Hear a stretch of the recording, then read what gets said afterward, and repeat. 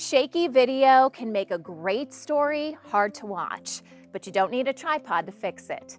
Start with your body. That's your stabilizer. Hold your phone with both hands, tuck your elbows into your sides. Lock the phone into your body so it's not floating. Next, ground yourself. Feet shoulder width apart. Stay still while you shoot, no shifting side to side. Now use what's around you.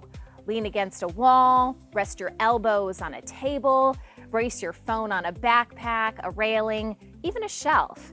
Anything solid like this tree behind me can help you steady your shot. And don't zoom in. Zoom makes shots shaky and lowers the quality. Instead, get closer to your camera. If you do need to move, go slow. Soft knees, smooth steps, no bouncing. Ready to become a field messenger? Download our app, upload your story, and we'll share it with the world.